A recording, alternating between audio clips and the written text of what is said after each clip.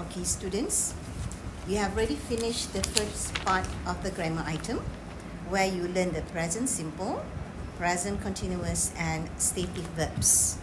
Okay, now we come to the second part, and that is on relative clauses. What is it about relative clauses? Relative clauses give us more information about the subject or the object of a sentence. Now, what do we mean by giving more information?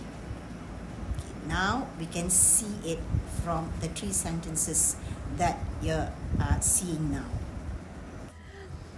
Alright, okay, let us look at the three sentences, but we look at one sentence at a time.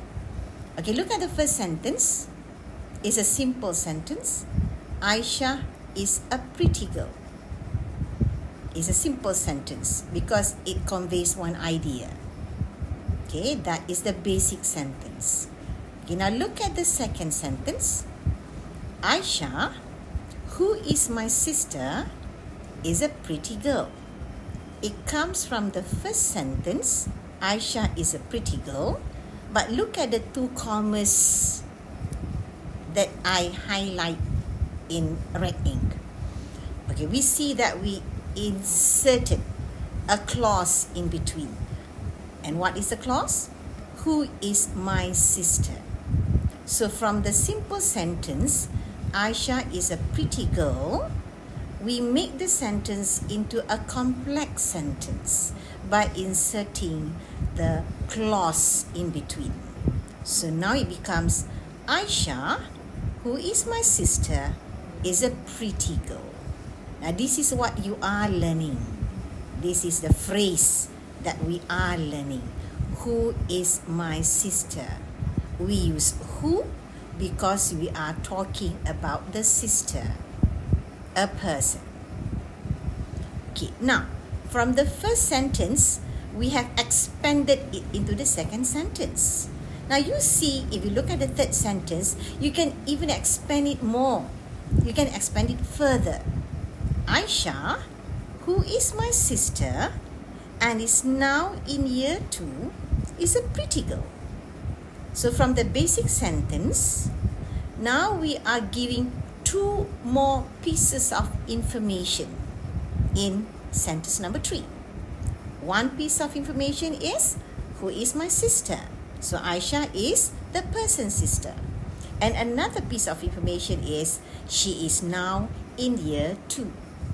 So again, we have a complex sentence. Now if you can write like this, where you have compound sentences, you have complex sentences, this will definitely give you a very good mark for your writing task. As mentioned earlier, relative clauses give us more information about the subject or the object of a sentence.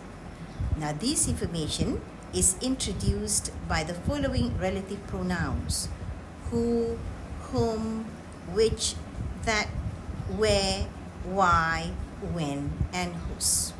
Okay, now we're going to look at sample sentences, okay, where we see the use of these relative pronouns. Okay, who, that, and whom are used for people. Okay, look at the sentence. The little girl who I look after during the day is adopted. The relative clause is who or that I look after during the day. Okay. The relative pronoun used is who or that. Who is for people, that is also for people.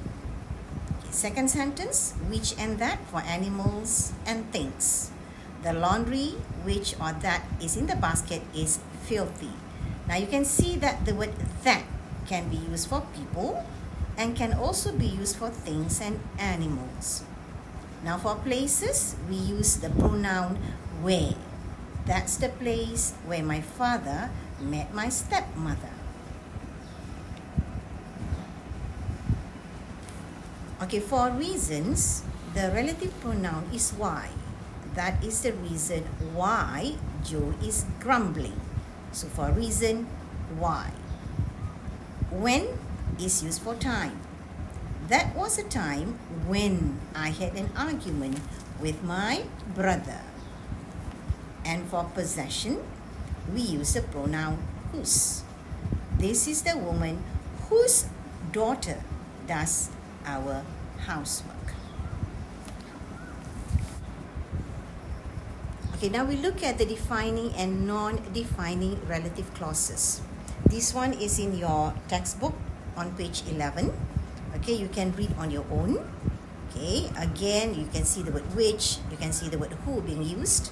I think what I want to highlight is on the first bullet. Okay, what it means by a defining relative clause. A defining relative clause gives us information, important information, which we need in order to understand the meaning of the main clause. So if you look at the sentence, we have the chore which I hate most is the washing up. So the sentence would not make sense without the clause. You cannot say the chore is the washing up. It doesn't make sense. So which I hate most is a defining relative clause. Okay, now I want to highlight on the third bullet. Okay, the third bullet is on a non-defining relative clause. Now, here is a non-defining. So this one gives us extra information which we do not need in order to understand. So meaning, when we talk about non-defining clause, we can omit the clause. It is not needed. Okay, prepositions in relative clauses. Okay, this one also you can look at page 11 in your textbook. Now we have the preposition here. If you look at the examples given, you have the word for. Okay, look at bullet number 1. His books about relationships, for which he is famous, sell very well. Okay, if we say his books about relationship, which, when you use the word which, we are referring to the relationship. But when you use for which, we are referring to the books. So his books about relationships, for which he is famous for. The for which refers to the book. Okay, look at the second bullet. The woman who I was talking to is my wife. Or the woman that I was talking to is my wife. Now you can write the same sentence using whom, right? But when you say whom, then it becomes the woman to whom I was talking is my wife. So you see the difference there. When you use the pronoun who, the to is at the back. But when you use whom, then the preposition to is in front, before the word whom. Okay, you can look at the sentences again, try to understand it, so that you are really well versed when to use who and when to use whom. Okay, you can look at the third bullet. It's quite clear. The word for there, study it on your own. Okay, now is activity time. Okay, you have the task that you need to do. Okay, copy this into your exercise book. Okay, and see whether you are well versed with the use of relative clauses. Okay, you have take your time to finish your work. At 2:30 we will have our tutorial where we will discuss all the answers with you. Thank you.